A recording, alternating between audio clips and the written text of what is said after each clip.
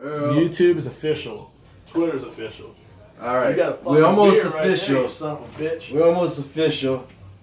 All right. Y'all get the pre-show on What's up, Twitter. Twitter, folks? I know that's what y'all came Power for. Sports, YouTube, Saints and Sinners, Pod. That's what y'all came so hard for. Was the fucking pregame. They said we got a Pre-game. less. Who said that? Are we on Facebook? I've been hitting live like 3 times. Does it so. look like anything's happening yet, or what? I'm still trying. Ain't shit happening, but well, we still live on Twitter. 3, there we go. There's 2, a countdown. 1. All right, Twitter folks. Now Facebook has joined us. YouTube, they have joined us. We are the Saints and Sinners podcast minus Panchanocho, or Panocha as he's known in some regards. We got Cisco right here. D-Rob in the house. Fucking, April 23rd. April 23rd, 2019. Nah, man, but Pancho, we gotta get him back on board, man. We're gonna be doing a draft night deal from the lovely city of Chalmette, Louisiana. We're gonna be doing a fucking, as the draft goes, we're gonna be with it. As Saints fans, we really don't have a whole hell of a lot to talk about early on unless the Saints pull a trade up, Hey, what I like was that sarcasm you threw in there. Yeah, I hear that, man. But anyway, man, 60-second is where we pick. First selection. The Saints do not have a 3rd round pick or a 4th round pick either. They have a pick in the 5th, 2 6th round selections, and 2 7th round selections. The reason for these, we talked about pre-air, the premature to the air thing going on, but Marcus Davenport, that's why you don't have a 1st round pick. I'm okay with that. Dominant young pass rusher. He's got a lot of talent. He could be a stud, I see multi-double-digit sack years for this guy. We had Eli Apple with the 4th round pick. But I mean, if he only gets 9 sacks, that means he sucks. Yeah. And as our boy Chris Knowles with Gumbo Sports, he really doesn't think 9 sacks is a good thing. I'll take 9 sacks from my second pass rusher any day of the week. 9 sacks. If Cam gets 13 and he gets 9, all game long. Absolutely, I take that all day long. I mean, let's be real. It ain't Tecmo Bowl. Not everybody's getting 17, 18 sacks. It's all right. Welcome to the party. Who's in here? Patrick Riley. What's up, Pat? Man? Soon to be co-host. Pat's gonna be back on board the mock draft, man. Our special guest, man, PJ Mack in the house, man. He's gonna be in there Thursday, man. We're gonna have Panocha. We're gonna have P Mac. Tia Mall in the house. Tia, what's up? Tia Tequila. Tia Tequila in the house. Walter Oubre, one of the best DJs I know. Dude, 3 for 10, bro. 3 for 10. He's gone live, downtown, which is not easy to get into. Nah, man, the man does his thing in Texas as well, man. They know who he is, man. Straight out of is it the back Vacherie? Is that what it is? I always forget that, man. I don't know. He knows about the Vacherie, man. The V-Town. Y'all had plenty of conversations, so you should know. V-Town, man. What's up, Riley? But yeah, man, what I think about this draft, Pat, what we're kind of talking about right now is, hey, we don't have a 1st, we don't have a 3rd, we don't have a 4th, but I mean, you got Davenport. Marcus Davenport's a stud defensive end, a surprising pick last year. Everybody thought that was a possible Lamar Jackson trade up by the Saints. I'm kind of glad. I've got nothing against Jackson. I'm not sold on Jackson yet, but Davenport, you needed a kind of a Robin to go next to Batman, who's Cam Jordan.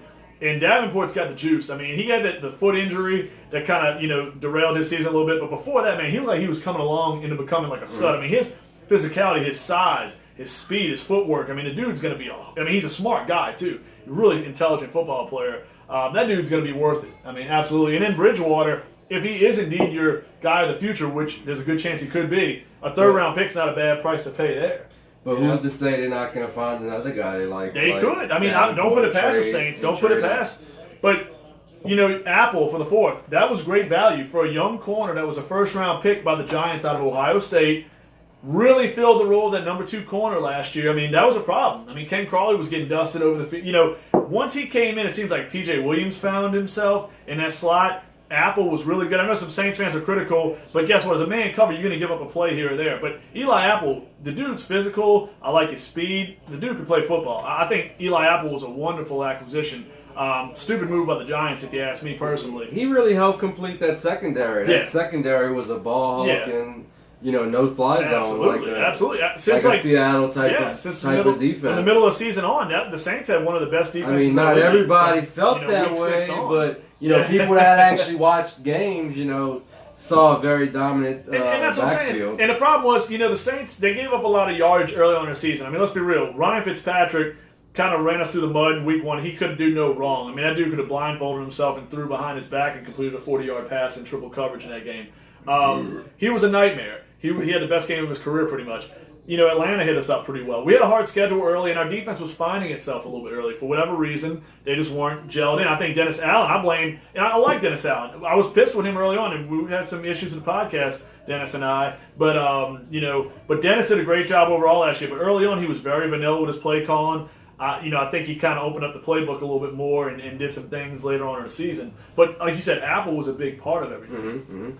Apple was a huge factor because Ken Crawley couldn't cover his own shadow last year. Well, yeah, I mean they had consistent. PJ had to find his role in the slot. I mean they've had problems for years with that second cornerback slot. Absolutely. Remember when Keenan Lewis was here? I mean, yeah, remember we tried to draft Stanley Jean-Baptiste? Remember how bad? Even those few years when he was good, they would still struggle on that other side, and they would just get exposed, over and over. Like good quarterbacks would just throw it to that side, find that guy, throw it to that side. What was so special about the Super Bowl year? Or throw in the linebackers coverage because the linebackers have been not the best part of the team in recent years. Oh no, but now look at what you got with Demario Davis stepping in, Anzalone becoming a serious threat now, and guys that can cover a little bit. Your defense just got better as a whole. I told everybody who would listen, Demario Davis is a maniac. Oh yeah. Because I had him on my fantasy team. That's the only reason I knew who the fuck he was. You had Greer and you had Porter the Super Bowl Sorry year. for my language.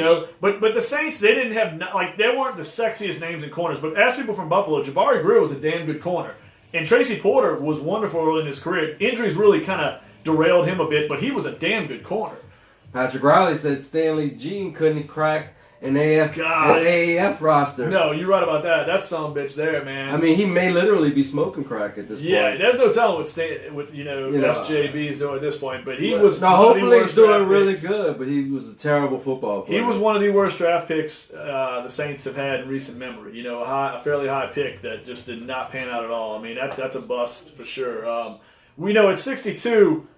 A lot of people say, hey, is defensive tackle the position of need with Rankins having the deal? I know we picked up, Brown, we picked up Edwards on the front line. I think part of the formula is get as many guys that can play on that defensive line. Yeah. That way you're not overworking your guys. If you get a good front line, you need another good 4 guys behind those guys. Absolutely. I mean, and you know what I'm saying? It's not a bad. That's what I'm saying. You can't ever have too many. Like I said, you can't have too many cover guys, and you can't have too many defensive linemen. Well, it's one of the easiest positions to get injured at. I mean, you got cutback blocks, you got 300-pound guys falling around people's knees, ankles, anybody can anywhere on the legs. And Sheldon Rankins was playing at an elite level last year when that injury happened. You know what I'm saying? It's not like he was just some dude that I mean, they have bigger legs, but at any point they could get rolled up on, and that's their season. Absolutely. And not only that, the stress that they put on each other. They have little knick-knack injuries that pile up over the course of a season. Depth is crucial in a defensive line. I mean, anywhere on the line, period. I don't think this is. I mean, I know a lot of people saying, "What if like a Campbell from Ohio State falls?" People talk about Andy Isabella a little bit.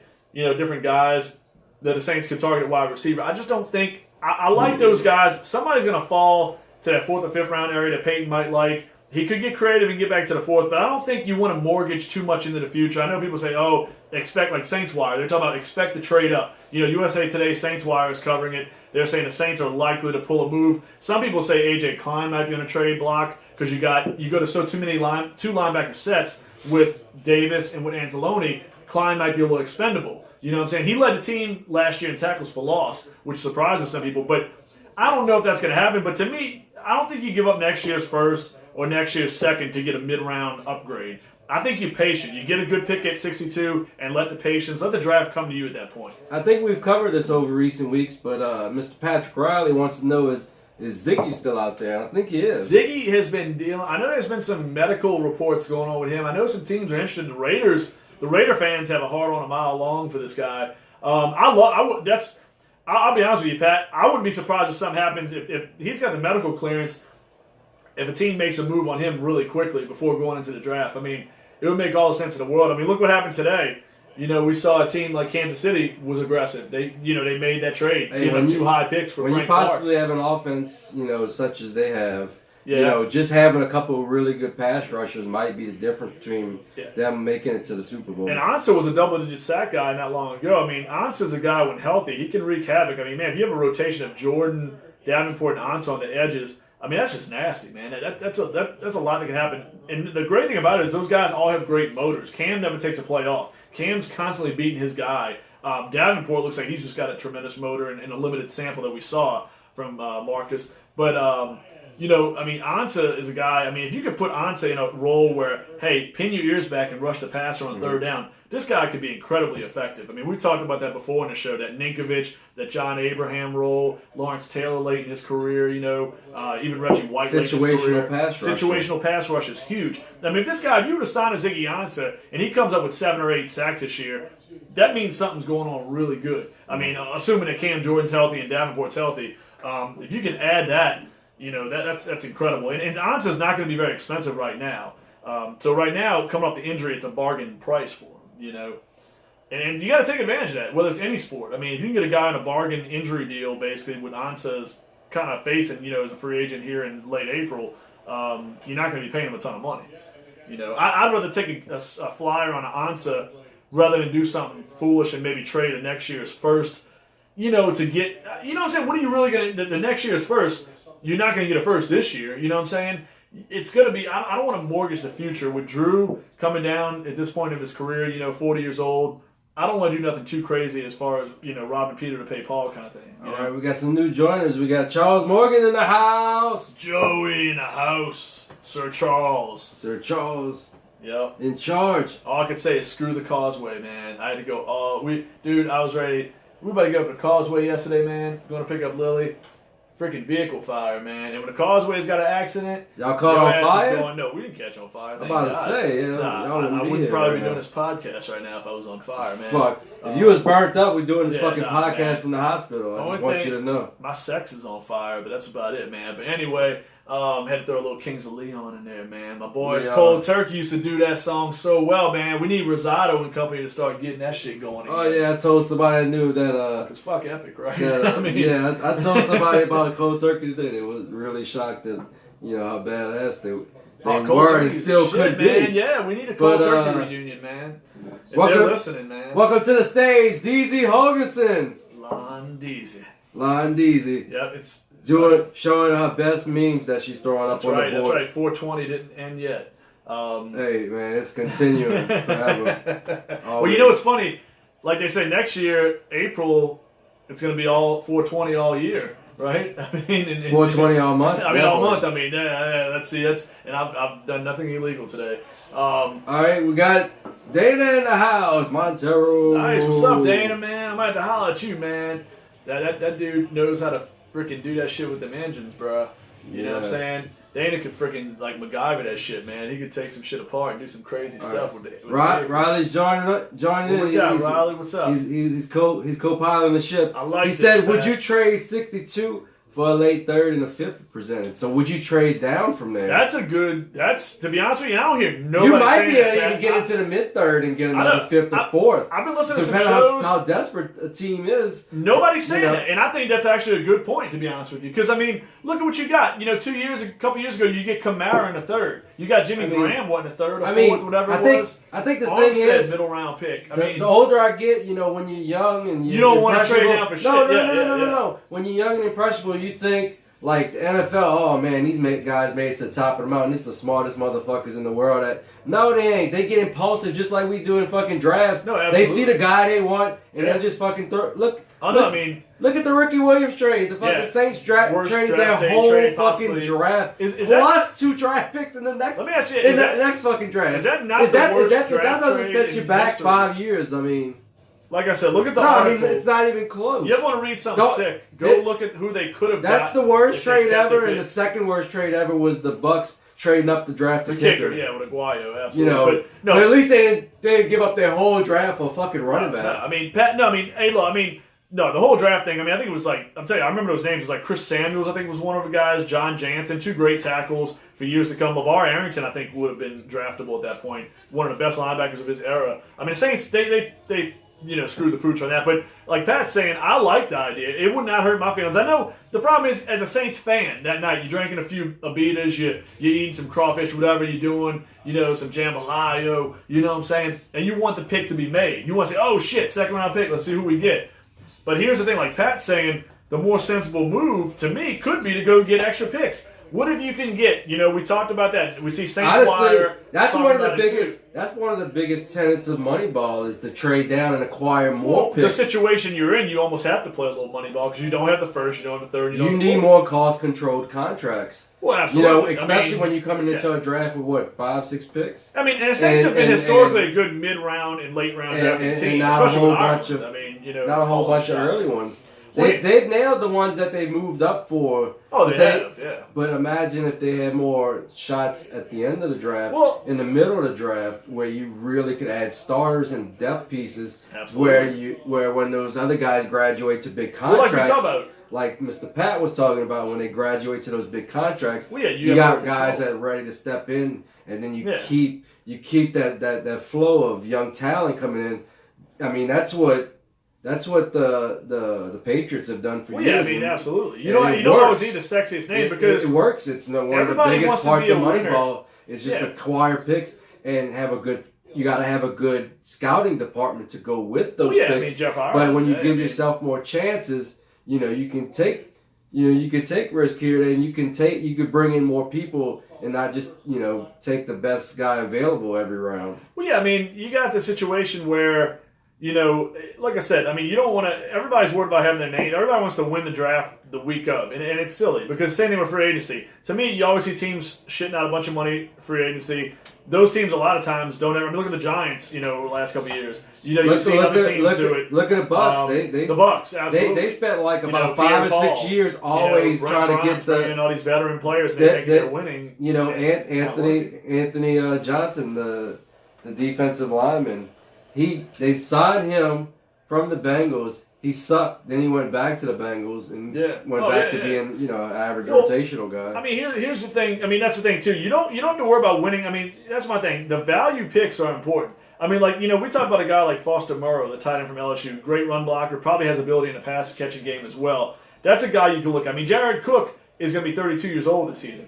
It wouldn't be a bad idea to go get a tight end that can sit there and be a nice backup right now, or two tight end guy. The Saints will play 2 tight end sets. A guy that can grow within 2 or 3 years. Defensive tackle, you can still go get a defensive tackle. Not to mention receiver. Receiver is very deep in this draft. You can get. I only think there's going to be 2 or 3 first-round picks of receiver. And I know we disagreed on that. I'll tell you honestly, I think the receivers are going to fall. And I'll tell you honestly, the bust rate on free agent acquisitions.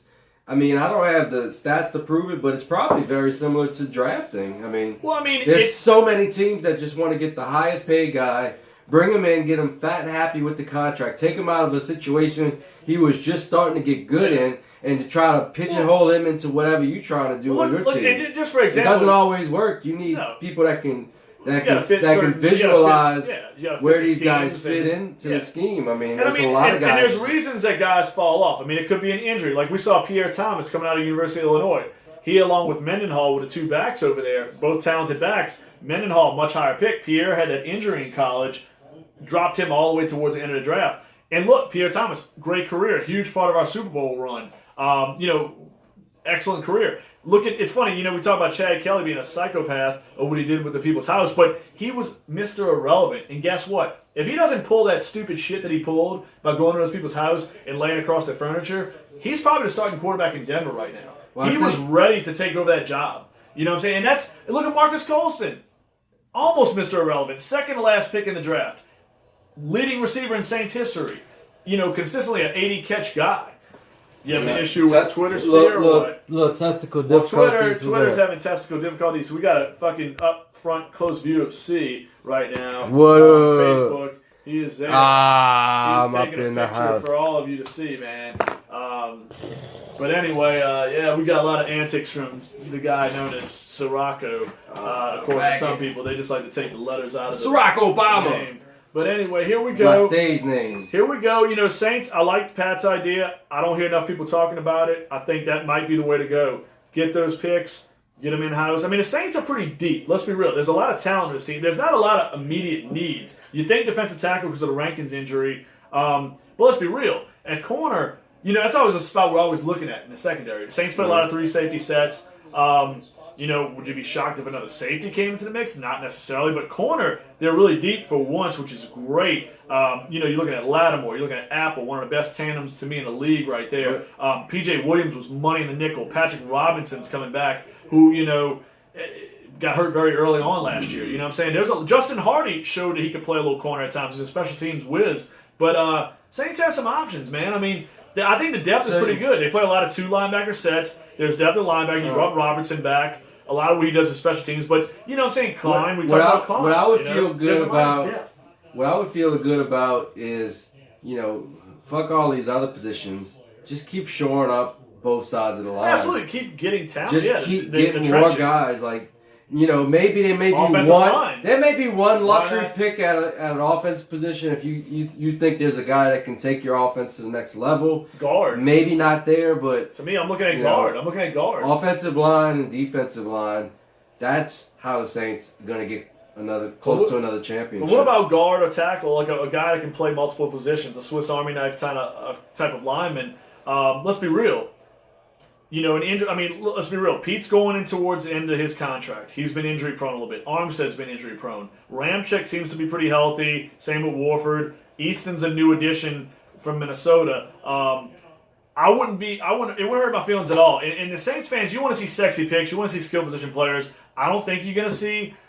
You may see a receiver or running back, but I think it's going to be really late if that happens. Tight end to me is a possibility. But I think I wouldn't be surprised if there's a concentration in the trenches with defensive line and offensive line, strictly for depth purposes more than anything else in the right of way, but in the current. But guys that could develop, the Saints find these gems all the time.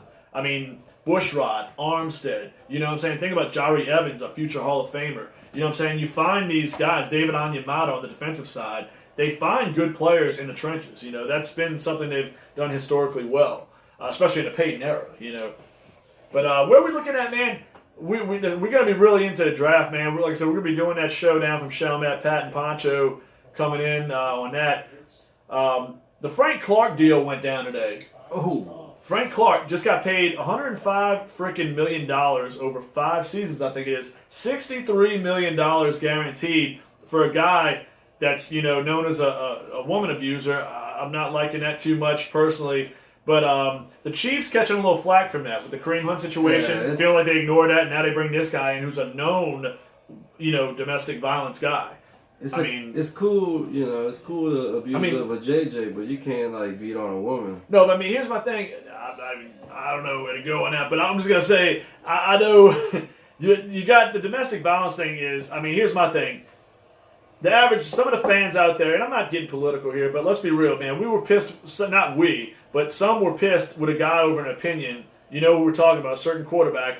But this guy. Still talking about that? I'm going to go quick on that. I'm going to be 30 seconds or less. But Frank Clark beats the shit out of a woman. He sexually, harasses another reporter with the Seahawks.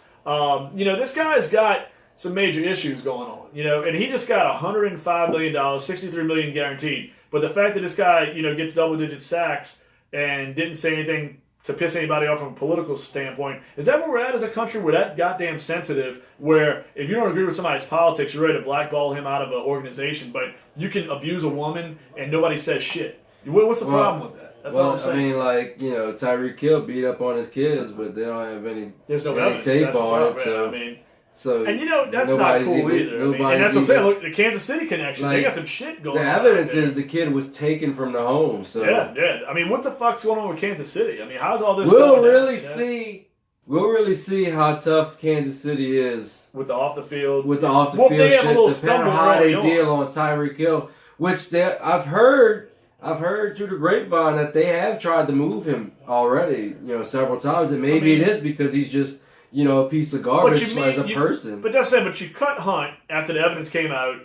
You try to trade Hill, but then you just bring in a jerk off like Frank Clark. You know what I'm saying? Hey, we got some special people that joined in the house. Deal. We got Paul Higgins in the house. What's up, man? Better know that's Higgins with a Z, man. With a Z. And just played down in Medora, Indiana, man. Medora fucking killing it at the Redneck Rave. We gave him a little something extra, I guess, man. Right? That's how that went down. Oh shit! Dylan said he's at work, so he can't really interact with this episode. But what are you doing at work, Dylan? Man, right now, man, you should just leave right now, man. Tell him you're not feeling well and jump into this podcast. Yeah, I mean. We all could be watching porn or we could be watching this podcast. Dylan, what you think, man? I don't know if you can answer this, but I know you're a big LSU guy. What you think about Foster Morrow? He's a guy I've been talking about on a couple pods. Eric Asher actually brought him to my attention. I've been looking at tape. I really like this guy at tight end. He could be a middle round. That don't even sound like a real person. No, he's a New Orleans native. That sounds like a fucking a movie actor. I'm not the guy, and I love anything New Orleans. I promote local players. I mean, I love the guys over history like Marshall Faulk and Aeneas Williams, but he's a local guy. He's a great run blocker. He's got potential in the passing game as well. LSU didn't use him a ton in the passing game, but a lot of people, deep insiders, think this guy is somebody the Saints can look at. The run blocking immediately, but he can develop into a pass catcher over the next couple of years. And as far as the Frank Clark deal, man, I love it for the Seahawks. To be able to get two high picks and be able to switch out another pick. A pick swap. And their caps look a little friendlier going forward too. I mean, which could look good. The Seahawks, you never know. They can go find an edge rusher to replace Clark. If Tyreek Hill doesn't play next year, if the defense implodes with two good defenders, I don't think there's enough evidence to keep Hill out. I mean, I'm not saying I'm not condoning anything he did. He's been ejected. He's been ejected from the fuck. His kid's been ejected from the house. Well, yeah, but how many NFL players? I hate to say that, but how many NFL players have had a similar situation? This day and age, everything's out there. And I'm not condoning anything. I think Tyreek's got some problems. He had some problems a couple of years ago with violence. I will say, but the problem it's almost like the NFL would let you get away with women violence before they let you get away with kid violence. Because look at Adrian Peterson. He fucking missed the whole season. No, for beating his kid with a switch. No, he didn't get suspended. Yeah. Adrian Peterson? I don't think he even got suspended. I'm pretty sure he had an injury. He got hurt. I don't think he got suspended at all, unless maybe it was a short suspension. He got suspended the whole year. We're about to ask Google Peterson right now. We're going to find out live about something that happened in the past. Some of that's going on. I don't think he got suspended. No, you said you wouldn't even get the pipe. So I don't think he was suspended, Rondo. I don't think it was happening. No, but man, anyway, I know you invested in Seattle a little bit with the fantasy thing. I know this ain't a fantasy telecast, but it's interesting to see what they're going to do with these picks. Well, they've done some really dumb shit, but I love this move. They have Carson and Penny, a potential for a good running backfield. You got Wilson. You just signed this massive deal. You probably got to replace Clark with an edge rusher. Let's be real. But you have that extra pick. To me, if Hawkinson's gone, do they look at a Noah Fant or an Irv Smith at tight end, a guy that can help both the passing and running attack? On Thursday, federal appeals court in Minnesota ruled that the league had the right to suspend and impose fines on Adrian Peterson after he was charged with child abuse in 2014. I don't think he was ever suspended that long term, though, if I'm not mistaken. I don't think he got a year. If he got anything, it was like 4 games. I don't think he missed the whole season. He was banged up. He had those years where he was injured. That might have been what you think. I mean, he might have got a suspension and was hurt as well. But remember, he had the injuries late in his Viking career. That's how he ended up with the Saints in 2017. All right, here we go. Here's definitive. From NFL.com, no doubt. The NFL announced Tuesday, which this is from 2014. I don't know why we're spending so much time on this, but go ahead. The running back will be suspended without pay for the remainder of the 2014 season and cannot be considered for reinstatement before April 15, 2015. And what date was that? This was November 18th. So he was in season. It happened in season. Yeah. So it wasn't the whole season. But he did get suspended some games. He got suspended for the entirety of the rest of the season. Well, yeah, November. That's like 5 weeks left back in the season. So he got about 5 or 6 game suspension. Yeah, he was suspended for the remainder of the season. Well, no, you said the whole fucking season. It was the whole season. No, it wasn't the whole season. It was November fucking. Well, he couldn't play for the rest of that whole season. Oh, goddamn. Come on, see. I don't even know where to go. But anyway. You said he wasn't suspended. I told you he was suspended. I said he might have been suspended for 4 games. I knew he wasn't suspended for the whole freaking year. That's I mean, the only people that get that shit is wearing black and gold. That's half the year right there. Sean Payton got fucking suspended. I mean, it ain't half the year. It's fucking middle of November. If they would have made the playoffs, that's the whole playoffs. They would have had to make the Super Bowl for that shit to be half the year. I'm just saying, if they would have went to the Super Bowl, it would have been suspended for the whole fucking year.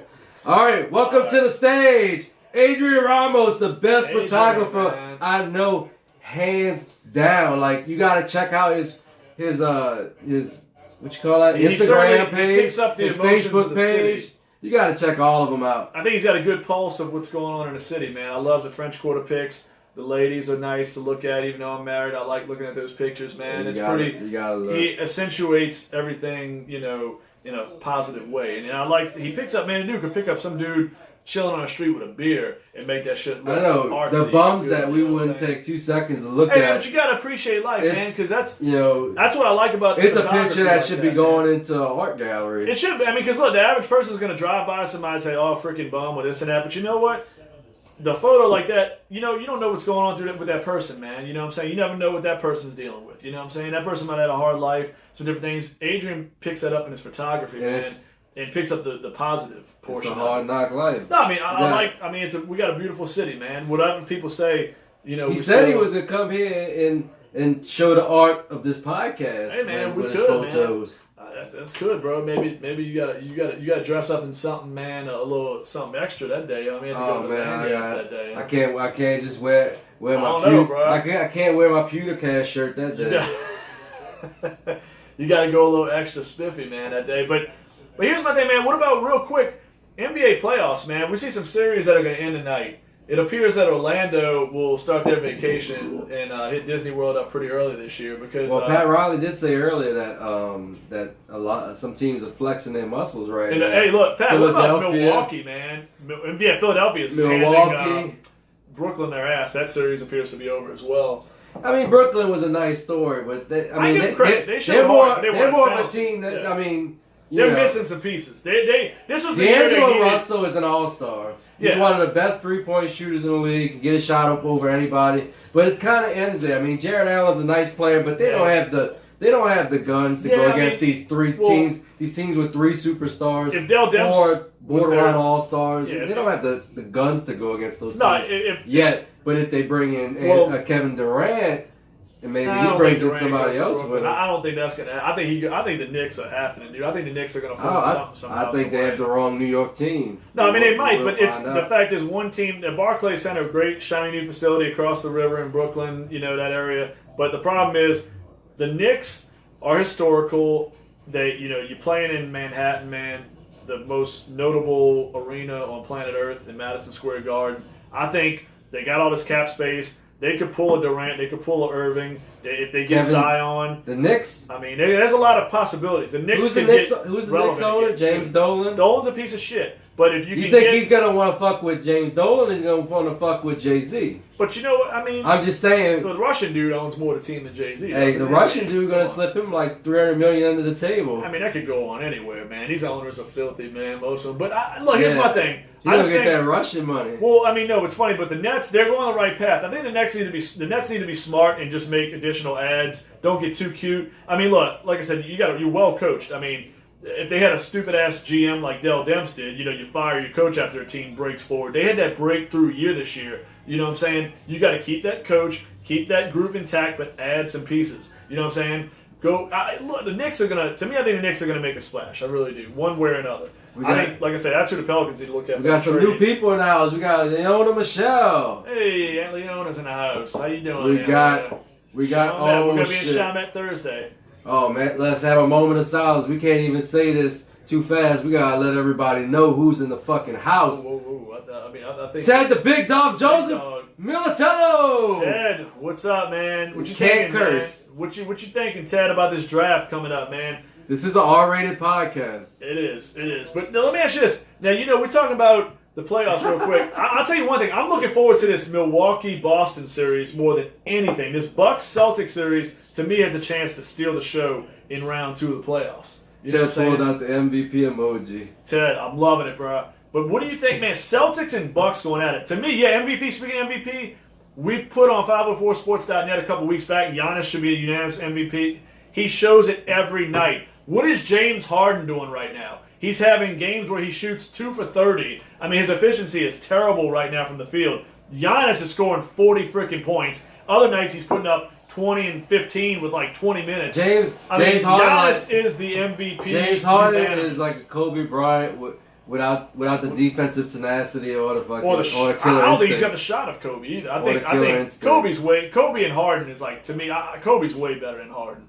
I mean, Harden's a damn good player, great player of this era, but Kobe would wipe the floor with Harden. I mean, Kobe was too physical, too good of a shooter. Harden's is a really good player, he's but great at getting to the rim. He's great at getting that call. He's great at. He's a playmaker.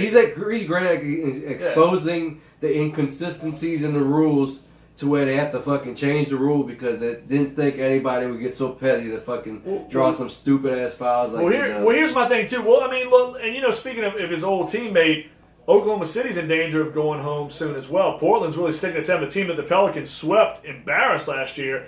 I've been hearing all this talk now about C.J. McCollum, and yeah, he's having a good series, and Damian Lillard. You know what's funny? Last year, Jrue Holiday ate these dudes' lunch and ran off laughing about it. He shut these two down in that series. They couldn't do nothing with Holiday, but look what the difference a year makes. Russell Westbrook, where's the defense?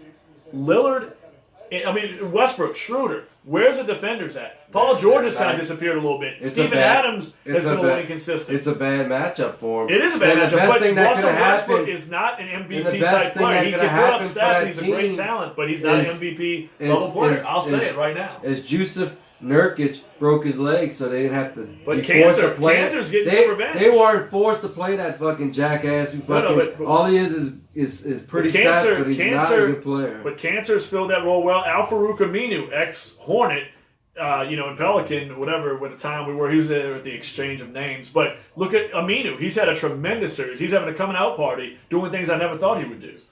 As a former high draft pick out of Wake, he's playing really well right now.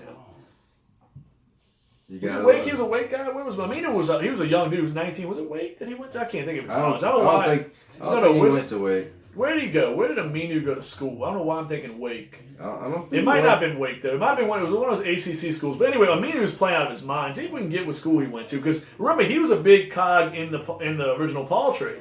Aminu looked like he could play a little defense. He had that high-arcing shot that really never seemed consistent. Looked like he lacked confidence and a feel for the game. But now he's aggressive. You're a smart motherfucker. That's right, Wake Forest. That's what we do, bro. It's Saints and Sinners. You should know he played for you, fucking team. Well, I mean, hey, that's what I'm saying. I knew he was an ACC guy. But Aminu really sticking it to Oklahoma City this series. But to me, that's my argument about Westbrook. I know people are like, man, you crazy. Westbrook's great. He is a damn good player. He's probably a top 5 point guard, no doubt about it. But to me, he can't be in an MVP conversation until he learns to take. I mean, he needs to delegate better. I don't see him running offense smoothly enough. The defense disappears at times. I mean, Lillard and McCollum are doing whatever they want. Part of that's on Schroeder, too, because Schroeder's not a good defender. But, I mean, to me, Oklahoma City, I thought this series would be a lot closer than what it has been up to this point. I mean, that's on the GM for not bringing in somebody. But I think the talent is not bad on that team. I mean, you look at, that's what we talked about with Knowles the other day. He thinks they just simply don't have the talent. But to me, you have Russell Westbrook and Paul George and Steven Adams. I mean, you throw in some guys like Schroeder, Ferguson. Grant's not a bad ball player. He can do some different things. I mean, I think there's enough there. Donovan seems like a decent coach. I mean, that should be enough to get you to the second round, or at least make this a 7-game series here. That's the way I look at it. But they might be going home. You know what I'm saying? I don't know what's going on with that.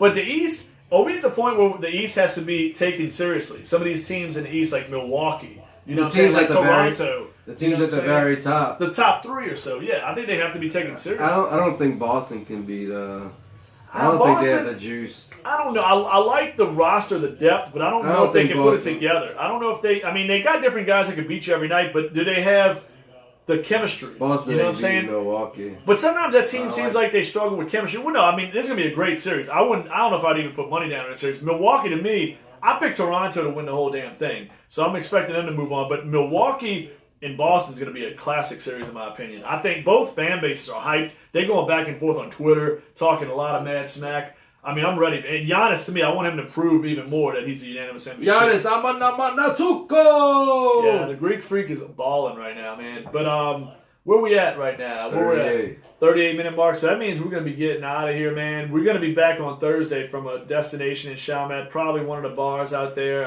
Poncho's hooking up. We'll be back there. We're going to have Cisco, P-Mac, PJ Mack. We're going to have Pinocha Gonzalez. You know, D-Rob's going to be here, man. We're going to be back on, man, at that point. But that's going to be we're going to be with y'all during the draft. Because the Saints, we don't have a lot to watch in the first round as Saints fans down here in the Gulf Coast. But y'all can watch us, man. We're going to be, like you said, good point before the show, what our competition's doing in the NFC, especially in the South, what they're going to be up to. Hey, Tampa's got the 5th pick.